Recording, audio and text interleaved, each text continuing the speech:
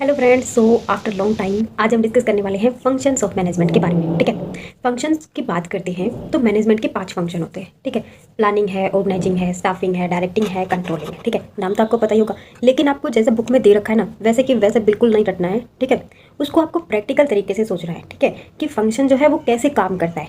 आपको किसी और का एग्जाम्पल लेने की जरूरत नहीं है, अपनी लाइफ से जोड़ के देखो उसको। ठीक है, प्रैक्टिकल तरीके से सोचोगे ना तो अच्छे अच्छे एग्जाम्पल आप सेट करेंगे और आपका पेपर भी बहुत अच्छा जाएगा। ठीक है, तो चलिए सबसे पहले बात करते हैं प्लानिंग की। ठीक है, प्लानिंग क्या होता है? देखो, प्लानिंग क्या होता है? प्लान बनाना है ना। किसी भी काम को करने से पहले हम प्लान बनाते हैं कि नहीं? जैसे आप अपने आप से लगाओ। ठीक है, सुबह उठते ही या फिर शाम को सोते वक्त हम प्लान बनाते हैं ना कि हमें कल क्या पढ़ना है या फिर आज पूरे दिन हमें क्या पढ़ना है ना।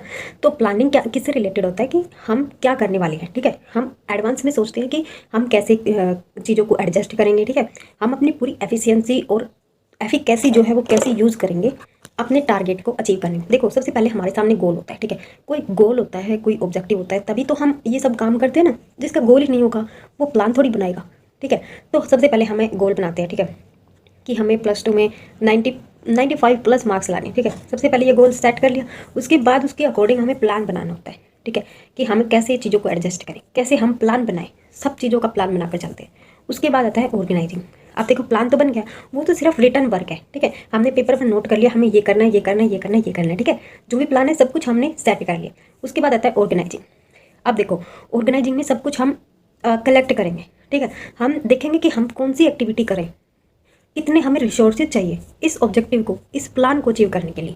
ठीक है, अब हमने डिसाइड तो कर लिया 95 प्लस मार्क्स लाने हैं। ठीक है, लेकिन उसको अचीव करने के लिए हमें रिसोर्सेज चाहिए। ऑर्गेनाइजेशन में तो बहुत सारे रिसोर्सेज चाहिए होते हैं, बट एज ए स्टूडेंट हमें पेन चाहिए, पेपर चाहिए। ठीक है, नोटबुक चाहिए, फ़ोन चाहिए, जो भी रिसोर्सेज है उसके लिए हमें क्या क्या एक्टिविटीज़ करनी पड़ेगी, वो सभी क्या होता है? ऑर्गेनाइजिंग होता है। फर्म पहले से डिसाइड करती है कि हमें ऑर्गेनाइजिंग के अंदर कौन कौन से रिसोर्सेज कलेक्ट करने पड़ेंगे। ठीक है, रिस्पॉन्सिबिलिटी क्या क्या होगी, अथॉरिटी क्या क्या चाहिएगी। ठीक है, तो वो सभी एडवांस में डिसाइड कर लिया जाता है। उसके बाद क्या होता है? स्टाफिंग आता है। अब देखो, स्टाफिंग जो है हमसे रिलेटेड नहीं है, क्योंकि अब ये तो है नहीं कि हम बंदे हायर करेंगे अपनी जगह पढ़ने के लिए। ठीक है, कि मेरी जगह ये पेपर दे देगा, ऐसा बिल्कुल नहीं है। ठीक है, पढ़ना आपको पड़ेगा, ये सिर्फ ऑर्गेनाइजेशन में ही लागू होगा। ठीक है, जो कंपनीज वगैरह हैं वहाँ पे वो क्या करती है कि वो बंदे हायर करते हैं। ठीक है, स्टाफिंग का मतलब यही होता है, वो डिसाइड करते हैं कि इस पूरे काम को करने के लिए उन्हें कितने रिसोर्सेज चाहिए।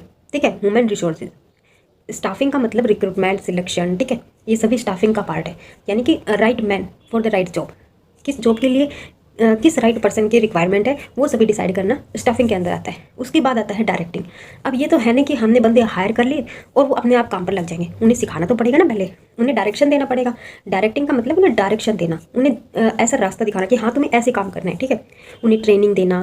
ठीक है, अप्रेंटिसशिप और जितने भी ये प्रोग्राम है, यानी कि उन्हें सिखाना कि आपको कैसे काम करना है, वो क्या है? वो डायरेक्टिंग है, यानी कि डायरेक्शन, कम्युनिकेशन करने का तरीका, ये सभी क्या है? ये डायरेक्टिंग के पार्ट है। ठीक है, मोटिवेशन देना।